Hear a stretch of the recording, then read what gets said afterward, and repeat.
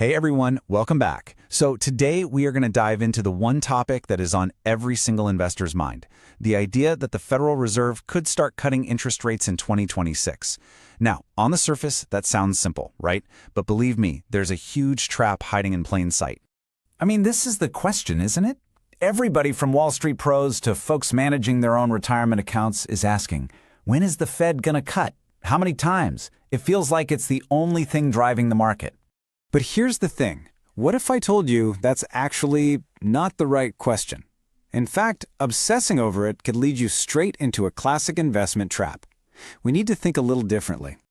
So, let's kick things off by digging into why just asking when is the wrong way to think about this.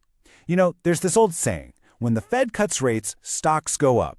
It's a nice, tidy little story. But the market, well, the market is almost never that simple.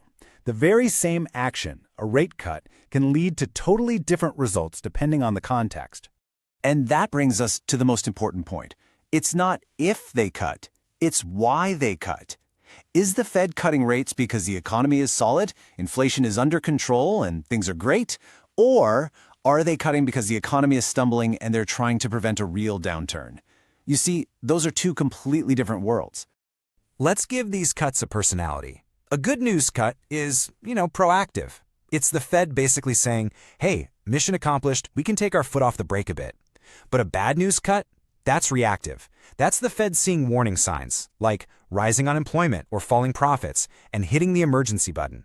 And you better believe the market knows the difference.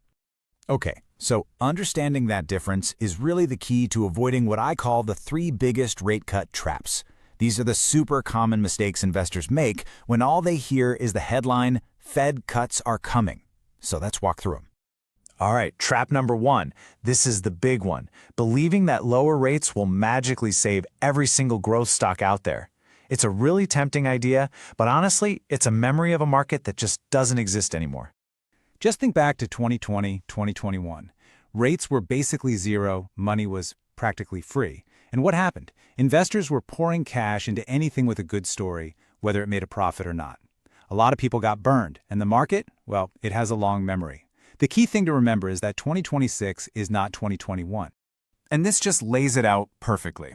Back then, all you needed was a good story, a promise of future greatness. Now, the market wants to see the proof. It's rewarding real revenue, improving profit margins, and actual free cash flow. A rate cut just isn't a magic wand you can wave over a broken business model. Okay, let's move on to trap number two. This is the assumption that rate cuts are this rising tide that lifts all boats, that they're good for every single sector in the market. That's just flat out wrong. The effects can be way more complicated, and sometimes even negative. The reality is, different parts of the market play by different rules. Financials, real estate, tech, utilities, they all have their own unique dynamics. What's fantastic news for one sector might be completely meaningless or even bad for another. A one-size-fits-all strategy here is just a recipe for frustration. And this is where the nuance really matters. Take a look at financials, for example. Sure, a rate cut can lower their cost of borrowing, which is good, but it can also squeeze the profit they make on loans, their net interest margin. Or look at real estate. Lower rates are great for their debt payments, but if the economy's weak, who's going to be renting their properties? See, it's always a trade-off. And that brings us right to the third and final trap. Just not having a plan. It's the equivalent of thinking that the Fed will cut is an entire investment strategy. It's not. It's one piece of the puzzle. So if just hoping isn't a strategy, then what is? This is the crucial part. We have to stop guessing and start thinking with the system.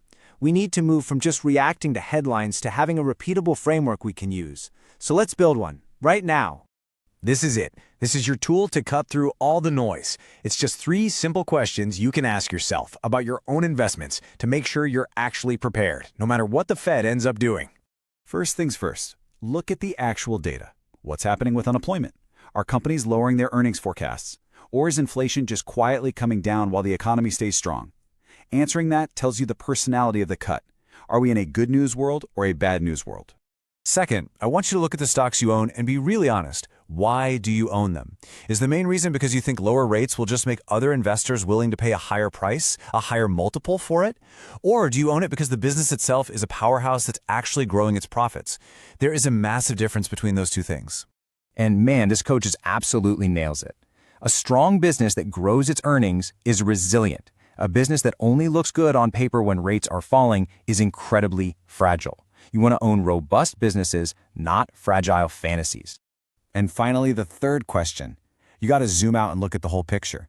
When you look at all your investments together, do they all rely on the exact same story playing out? If every single stock you own is a high-growth tech company with profits way out in the future, you're not diversified. You've actually made one giant concentrated bet on a single thing, that interest rates have to fall. Okay, so let's bring this all together in our last section. It's time to go from theory to practice with a simple portfolio stress test. This is where you can take this exact framework and apply it to your own money. Look, a stress test isn't about having a crystal ball or predicting the future. It's about understanding where you're vulnerable. It's about asking yourself the hard questions now so you aren't blindsided by the answers later on. So here's your challenge. Step 1, name one stock out there that you think is getting way too much hype as a rate cut play. Step 2, name one stock you own that you believe can do well anyway, even if rates stay higher for longer. And step 3, be honest with yourself. What percentage of your portfolio is really just one big bet on this Fed narrative? And really, that's the final question it all comes down to. It forces you to look right past the noise and the headlines and focus on what actually creates value over the long term. Answering this question honestly is the single most important thing you can do to get ready for whatever 2026 decides to throw at us. Thanks so much for tuning in.